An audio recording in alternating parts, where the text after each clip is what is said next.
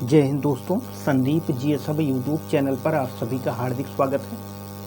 तो आज हम एक जीएस के बहुत महत्वपूर्ण तथ्य पर चर्चा करेंगे और ये देखते हैं बार बार ये परीक्षाओं में पूछे जाते हैं और ऐसे प्रश्नों को कलेक्ट किया गया है। तो दिया गया है, कनिष्क बौद्ध धर्म के किस संप्रदाय के संबंधित थे? कनिष्क जो थे बौद्ध, कनिष्क एक राजा थे, किस संप्रदाय से संबंधित थे? तो आप जानते हो बौद्ध धर्म दो भागों में बटा था, एक महायान और हीनयान।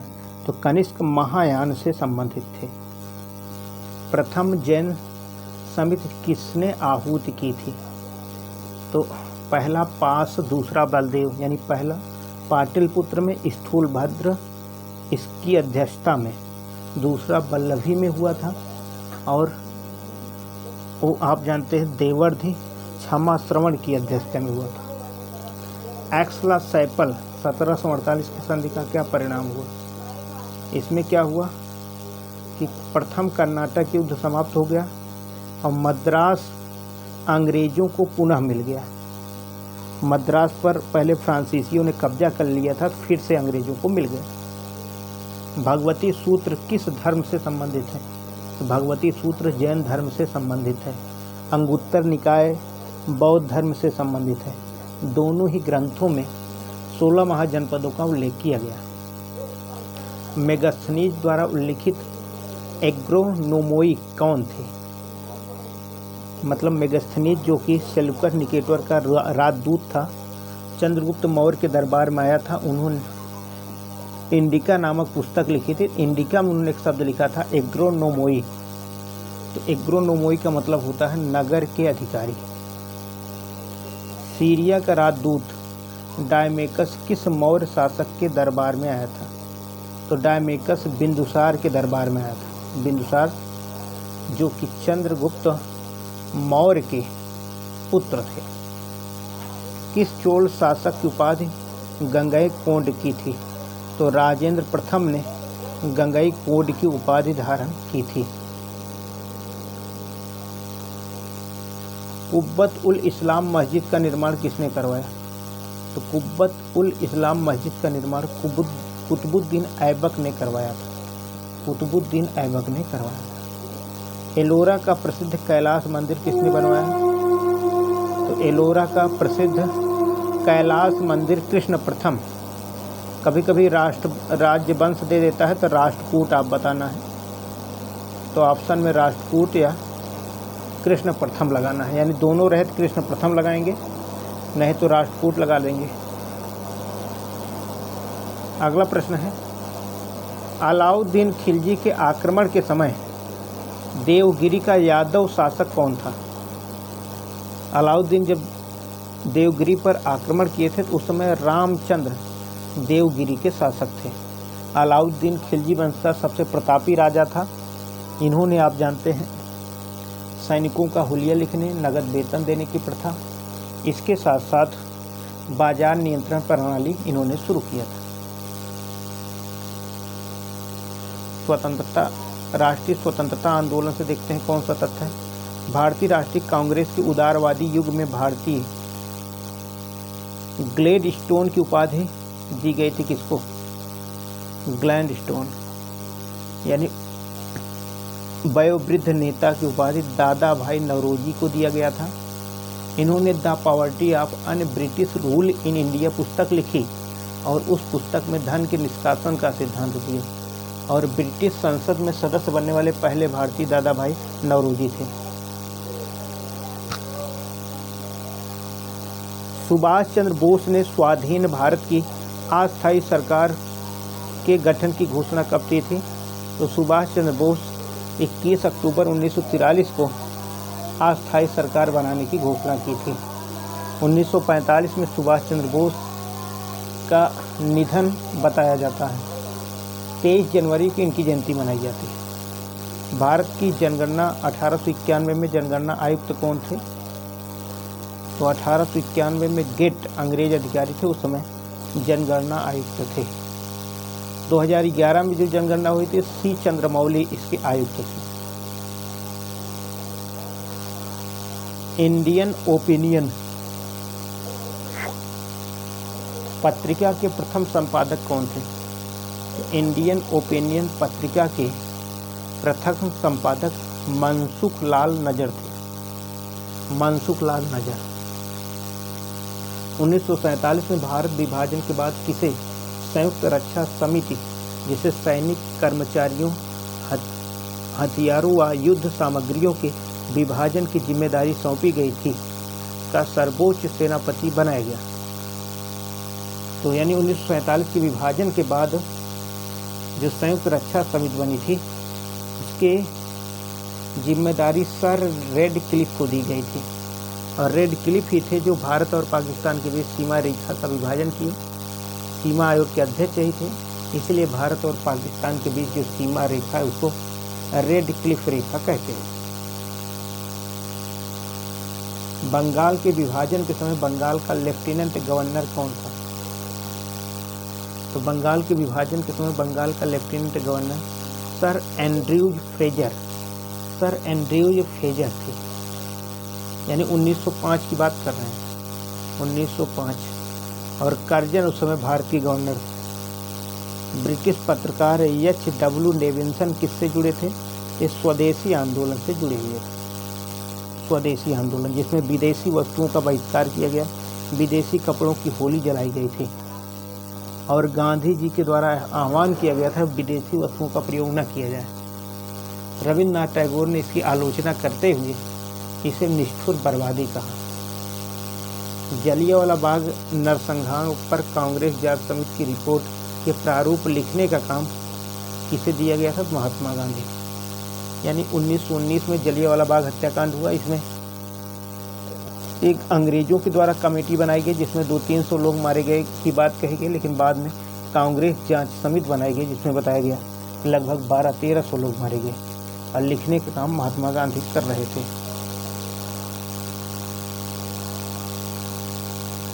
महात्मा गांधी के साथ मिल किस मुसलमान ने बाल गंगाधर तिलक की अर्थी उठाई थी? तो तिलक की अर्थी शौकत अली ने उठाई थी। 1920 में तिलक की मृत्यु हो गई थी। यानी असहयोग आंदोलन तो शुरुआत तो देखे थे लेकिन अंत नहीं देखे। महात्मा गांधी ने अपनी में से किस पुस्तक में ब्रिटिश पार्लियामेंट को बांझ का बेस्या कहा? तो महात्मा गांधी की पुस्तक है हिंद स्वराज, उसमें महात्मा गांधी ने ब्रिटिश पार्लियामेंट को बांझ एवं बेस्या कहा।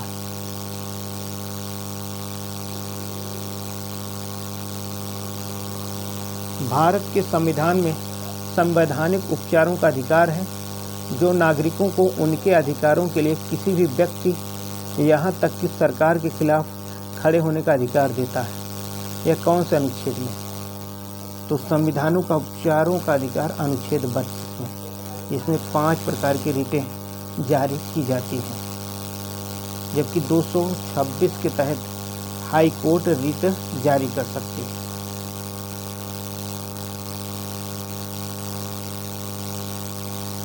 लॉकडाउन के दौरान भारत सरकार के द्वारा प्रयुक्त असाधारण शक्तियों को विविध आधार निम्नलिखित में से किस कानून से प्राप्त हुए? तो लॉकडाउन जो किया गया था जिसमें सरकार को ज़्यादा पावर मिल गया था, कौन सा एक्ट था? तो एक्ट था इसमें डिजास्टर मैनेजमेंट एक्ट 2005 और एपिडेमिक डिसीजेज एक्ट 1897। यानी इन 2 एक्ट के माध्यम से भारत सरकार के द्वारा लॉकडाउन लगाया गया।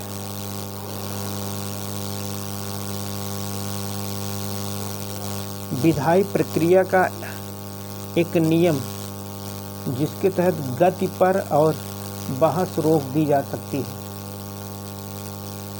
संसदीय शब्दावली में के रूप में क्या कहा जाता है? विधायी प्रक्रिया का एक नियम जिसके तहत गति पर और बहस रोक दी जाती है, जहाँ रोक दिया जाए उसको समापन किया जाता है। देवेंद्र पांडे समिति किससे संबंधित है? तो वन अधिकार अधिनियम से संबंधित है। देवेंद्र पांडे समिति वन अधिकार अधिनियम से संबंधित है। संविधान के अधिनियम से पहले लागू होने वाले सभी कानून मौलिक अधिकारों के साथ असंगतता की सीमा तक शून्य होंगे। ये अनुच्छेद 13(1) का सार जो इसे उद्धत करता है कहा जा सकता है। इसको न्यायिक समीक्षा के अंतर्गत कहा जाए। मतलब अनुच्छेद 13 संविधान का सबसे महत्वपूर्ण अनुच्छेद है। इसके तहत संविधान के पहले यानी बनने से पहले कोई कानून अगर वो मौलिक अधिकारों का उल्लंघन होगा तो तुरंत ही निरस्त हो जाएगा।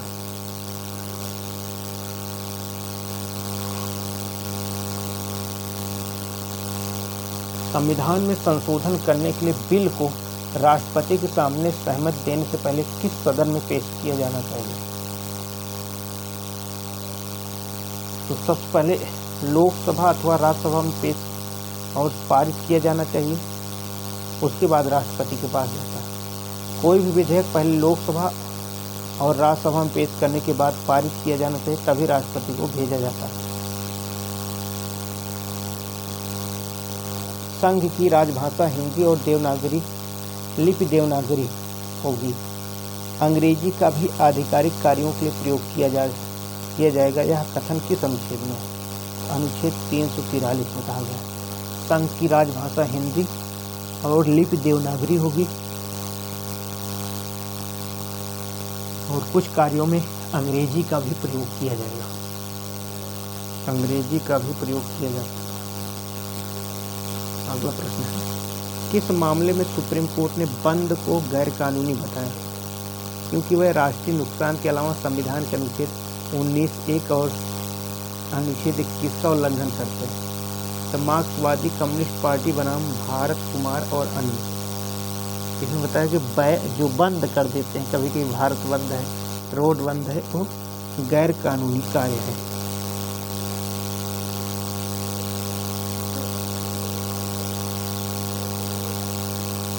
केंद्र और राज्य के अंतर्गत सेवा के संबंध में प्रसाद का सिद्धांत किस अनुच्छेद में है? केंद्र और राज्य के अंतर्गत सेवा के संबंध में प्रसाद का सिद्धांत अनुच्छेद 310 में लिखा गया।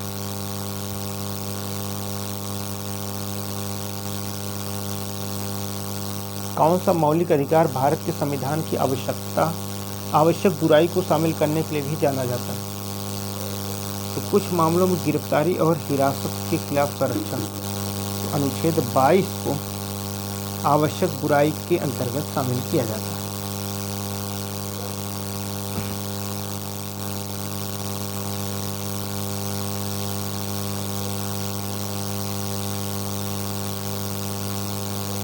भारत एवं विश्व का भूगोल।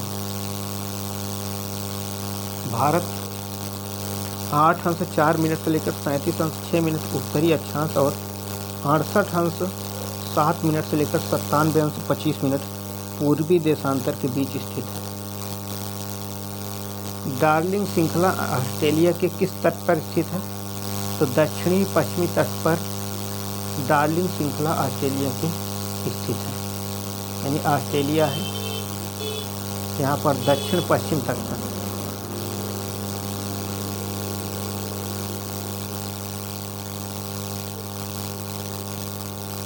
भारतीय संघ की दक्षिणतम सीमा इंदिरा पॉइंट कहाँ स्थित है? सबसे दक्षिणी पॉइंट अंडमान निकोबार में इंदिरा पॉइंट स्थित है। इसको ग्रेट निकोबार कहा जाता है।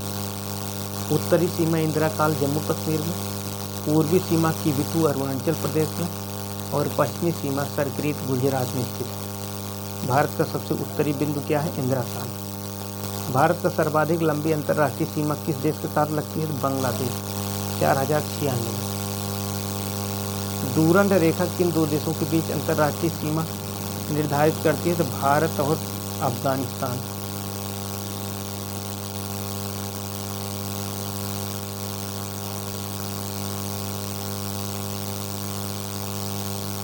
भारत और चीन के बीच की अंतर्राष्ट्रीय सीमा रेखा क्या कहलाती है? तो उसे मैक-मोहन रेखा कहते हैं। भारत और पाकिस्तान के बीच कौन सी अंतर्राष्ट्रीय सीमा रेखा? तो उसको रेड क्लिफ रेखा। आकार के हिसाब से सौर मंडल का सबसे बड़ा ग्रह कौन सा है? तो बृहस्पति। पृथ्वी पर समुद्र तल से सबसे गहराई वाला स्थान कौन सा है? दुनिया का सबसे गहरा जो खाई है मेरियाना गर्त या मेरियाना स्ट्रेंच है। इसको चैलेंजर गर्त भी कहते हैं। भारत में अवस्थापित होने वाला पहला राष्ट्रीय उद्यान कौन सा है? तो कार्बेट राष्ट्रीय उद्यान, जिसको पहले हेली नेशनल पार्क कहते हैं, ये सबसे पहले स्थापित किया गया। ओजोन बायोस्फीयर को बचाती है अल्ट्रावायलेट किरणों से, यानी जो हमारा वायुमंडल है इसको ओजोन क्या करती है, अल्ट्रावायलेट किरणों से बचा लेती है। अगर ये न बचाए तब ऐसी स्थिति में बहुत ही भयानक स्थिति होगी, पूरा वायुमंडल गर्म हो जाएगा और उसके बाद त्वचा कैंसर जैसी बीमारी आ जाएगी। जैव विविधता का अर्थ क्या है? एक निर्धारित क्षेत्र में विभिन्न प्रकार के पादप एवं जंतु का होना, अनेकों प्रकार के जीव जंतु और पौधे पाए जाना, उसे जैव विविधता। इकोलॉजी यानी पारिस्थितिकीय शब्द का सर्वप्रथम प्रयोग किसने किया? इकोलॉजी शब्द का प्रयोग सबसे पहले टांसले महोदय ने किया। ग्रीन क्लाइमेट फंड बनाया गया है। तो जलवायु परिवर्तन से सर्वाधिक प्रभावित होने वाले देशों की सहायता के लिए ग्रीन क्लाइमेट फंड बनाया गया है।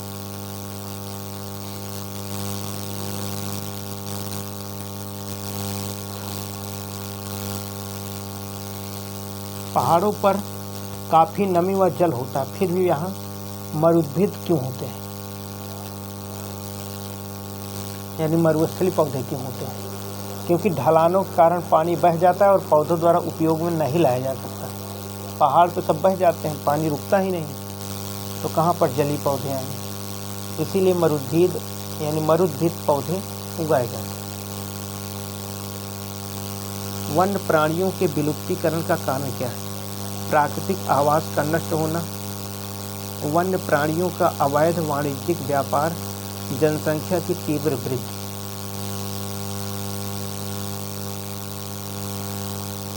पारिस्थितिक तंत्र के पादपों व प्राणियों के पारंपरिक संबंधों का आधार क्या है? तो पोषण संबंध मुख्य रूप से आधार है। मोल्लेम राष्ट्रीय उद्यान गोवा में, ध्यान देना, मोल्लेम राष्ट्रीय उद्यान गोवा में। मरुस्थली भवन किससे होता है? यानी डिजर्टिफिकेशन। तो बहुत उच्च तापमान एवं कम वर्षा के कारण मरुस्थली भवन बनता है, तो उसको डिजर्टिफिकेशन कहते हैं।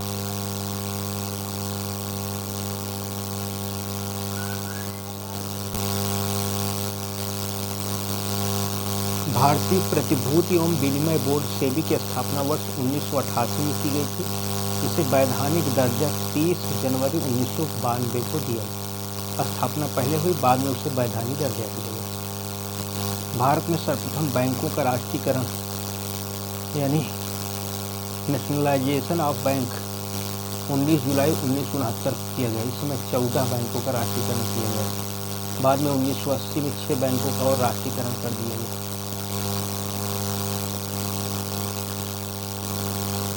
बजट घाटा यानी बजट डेफिसिट का अर्थ क्या होता है? कुल प्राप्तियों का कुल खर्च में जो अंतर होता है उसको, यानी प्राप्ति कम हो खर्चा ज़्यादा हो तो इसको बजट घाटा कहते हैं।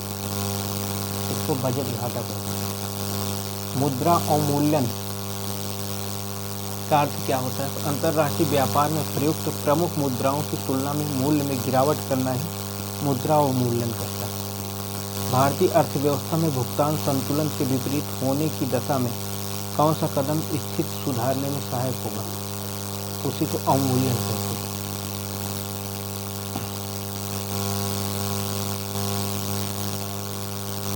भारत में कर्मचारियों के महंगाई भत्ते निर्धारित करने का आधार क्या होता है? यानी जो डीए जिसको कहते हैं, डियरनेस अलाउंस, हर साल बढ़ता रहता है, तो किस आधार पर उसको निर्धारित किया जाता है?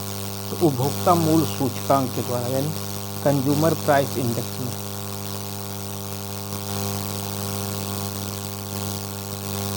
कौन से सूचकांक मानव विकास सूचकांक यानी एसडीआई की गणना में सम्मिलित किए जाते हैं? यानी ह्यूमन डेवलपमेंट इंडेक्स बनाने के लिए कौन सूचकांक जारी? तो जीवन प्रत्याशा, शिक्षा और प्रति व्यक्ति आय। जीवन प्रत्याशा, शिक्षा और प्रति व्यक्ति आय। सरकार ने देश में बीमा व्यवसाय के नियमन के लिए किस संस्था का गठन किया? बीमा व्यवसाय के नियम के लिए आप जानते हैं बीमा विकास निगम की स्थापना की गई, इंश्योरेंस डेवलपमेंट कॉर्पोरेशन। भारत में आर्थिक सर्वेक्षण सरकारी तौर पर प्रकाशित किया जाता है, किसके द्वारा? वित्त आयोग के द्वारा। 15वां वित्त आयोग 2020 से 25 तक चल रहा है, एन.के. सिंह इसके अध्यक्ष हैं। स्वतंत्रता प्राप्ति के बाद से भारतीय रुपये का कितनी बार अवमूल्यन किया गया है? अभी तक 3 बार भारतीय रुपयों का अवमूल्यन किया जा चुका है। स्लीप एपनिया का एक भयंकर निद्रा दोष है, जिसमें लोग क्या होते हैं, निद्रा में बार बार थोड़ी देर के लिए श्वास बाधित होता रहता है। यह है स्लीप एपनिया। अस्पताल किस विभाग में कैथ लैब होता है? तो कैथ मतलब हृदय संबंधी यानी कार्डियोलॉजी विभाग में कैथ लैब होता है। स्त्रियों में रजोनिवृत्ति के पश्चात किस हार्मोन का उत्पादन समाप्त हो जाता है? तो प्रोजेस्टेरोन के माध्यम से एक स्थिति आती है, बाद में समाप्त हो जाता है। सूर्य से आने वाला हानिकारक पराबैंगनी विकिरण कारण हो सकता है किसका? त्वचा कैंसर का, यानी त्वचा में कैंसर हो सकता है पराबैंगनी किरण से। कोरोनरी धमनी रोग, जिसे आमतौर पर सीएडी कहते हैं, क्या है? यह एक प्रकार का हृदय रोग है। बायोलॉजिकल रीसर्फेसिंग एक आधुनिक शल्य तकनीक है, जिसके द्वारा उपचार करते हैं क्या? तो बायोलॉजिकल रीसर्फेसिंग, जो इसके द्वारा घुटने के जोड़ों का इलाज किया जाता है। किसी व्यक्ति का पूरा प्रतिबिंब देखने के लिए एक समतल दर्पण की न्यूनतम ऊंचाई कितनी होती है? तो जितना व्यक्ति होगा, व्यक्ति की ऊंचाई आधी दर्पण होनी चाहिए, तभी वह पूरा प्रतिबिंब अपना देख पाएगा। यानी अगर व्यक्ति 1 मीटर का है तो दर्पण आधा मीटर का होना चाहिए।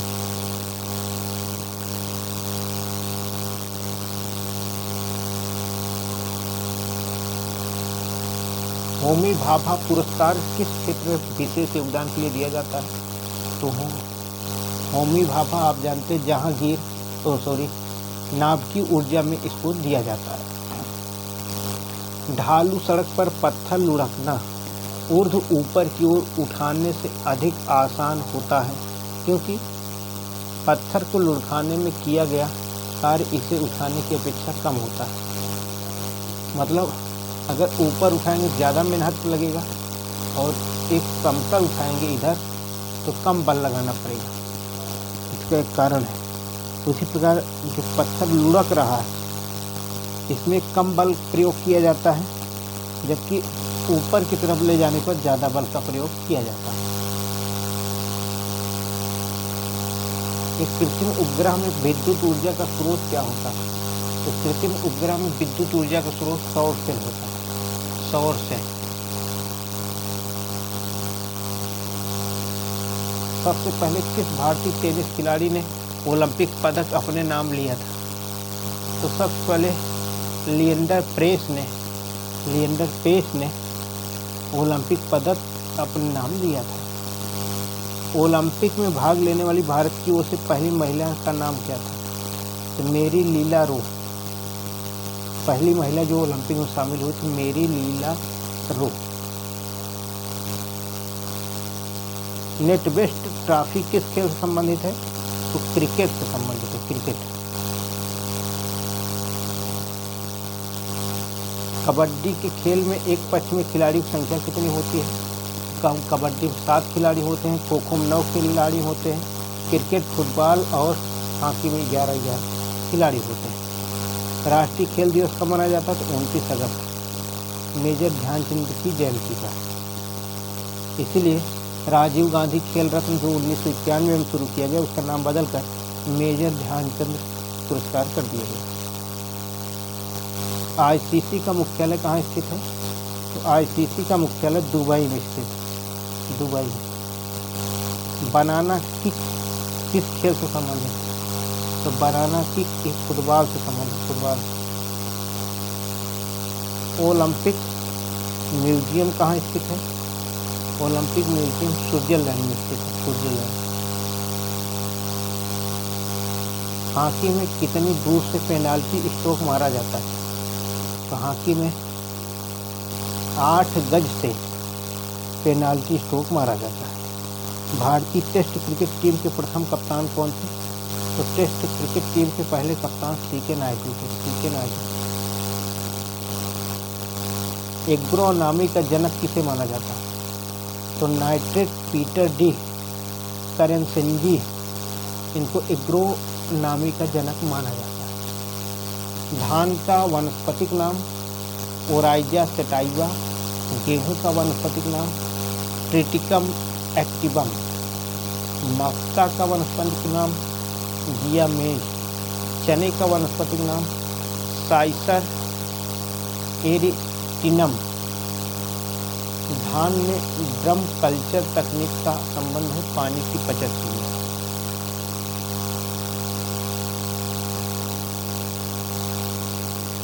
दलहनी फसलों के बीज उपचार हेतु कौन सी कल्चर अपनाए जाते हैं?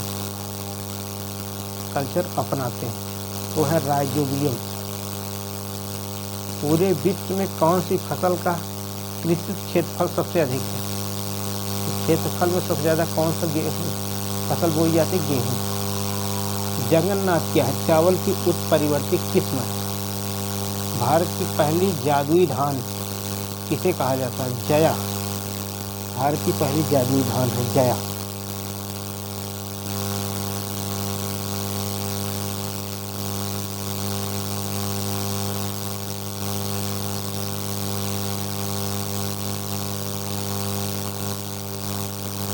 साइबर लॉ में डॉस का पूरा नाम फुल नेम। तो डिनाइयल ऑफ सर्विस, डॉस का पूरा नाम डिनाइनल ऑफ सर्विस है।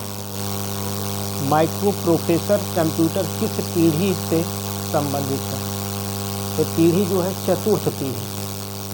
वह मेमोरी यूनिट जो सीपीयू से सीधा संपर्क करता है उसको क्या कहते हैं? उसको ऑक्सिलरी मेमोरी कहते हैं। अप्रार्थनीय संदेश प्रणाली अब्यूज मैसेजिंग सिस्टम का दुरुपयोग करना क्या कहलाता है? स्पैम, यानी किसी गाली दे देना, इस प्रकार की व्यवस्था जो होती है उसको स्पैम। हाल में मिटाए गए फाइल कहाँ जमा हो जाती है? मिटाई गई फाइल रिसाइकिल बिन में जमा हो जाती है। लॉजिकल अनुक्रम में डाटा को व्यवस्थित करना क्या कहलाता है? तो लॉजिकल अनुक्रम में डाटा को व्यवस्थित करने की क्रिया को सॉर्टिंग कहते हैं, सॉर्टिंग। बाहरी आक्रमण यानी आउटसाइड अटैक से नेटवर्क को बचाने का तरीका क्या होता है? फॉर्मेटिंग, फॉर्मेटिंग उसे कहते हैं।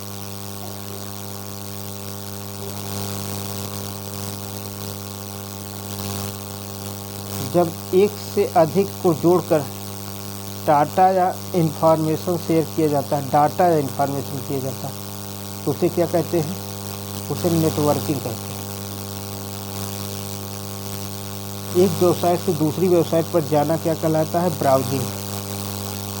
GUI यानी ग्राफिकल यूजर इंटरफेस लोड होने एवं कंप्यूटर बूट होने के बाद कौन सा पहला प्रोग्राम चलता है? तो पहला प्रोग्राम जो चलेगा उसको प्रमाणीकरण कहते हैं।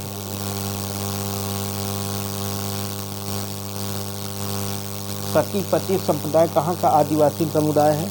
गुजरात का। सतीपति गुजरात संबंधित है। जैन धर्म त्रिरत्न के सम्यक है, सम्यक श्रद्धा, सम्यक ज्ञान या सम्यक आचरण। मदर टेरेसा द्वारा स्थापित धर्म संघ क्या कहलाता है? इसे मिशनरीज ऑफ चैरिटी। कंबला खेल कहाँ का खेल है? कर्नाटक का।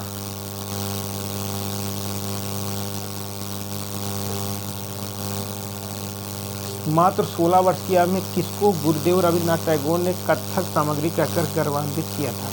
तो सितारा देवी।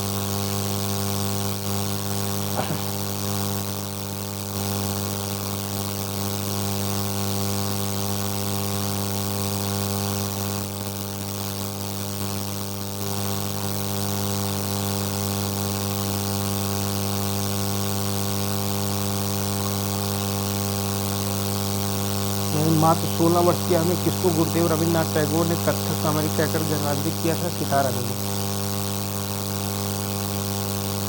जैन तीर्थंकर पार्श्वनाथ द्वारा प्रतिपादित 4 महाव्रतों में महावीर स्वामी ने 5वें व्रत के रूप में क्या जोड़ा? ब्रह्मचर्य। सत्य, अहिंसा, आस्तेय, अपरिग्रह पहले जोड़े थे, ब्रह्मचर्य महावीर स्वामी जोड़ दिए। उदाऊ सिंह किस वाद्य यंत्र से संबंधित है? उदाऊ सिंह पखावज से संबंधित है। बम्बू नृत्य किसका आदिवासी नृत्य है? तो कुकी और नागाओं का है। गौर नृत्य किस जनजाति से संबंधित है? तो गौर नृत्य मुड़िया जनजाति से संबंधित है। महात्मा बुद्ध द्वारा गृह त्याग की घटना क्या कहते हैं? इसे महाभिनिष्क्रमण कहा जाता है। मोस्ट इम्पॉर्टेंट फैक्ट है, इसको आप एक बार देख लेंगे जरूर। जय हिंद दोस्तों।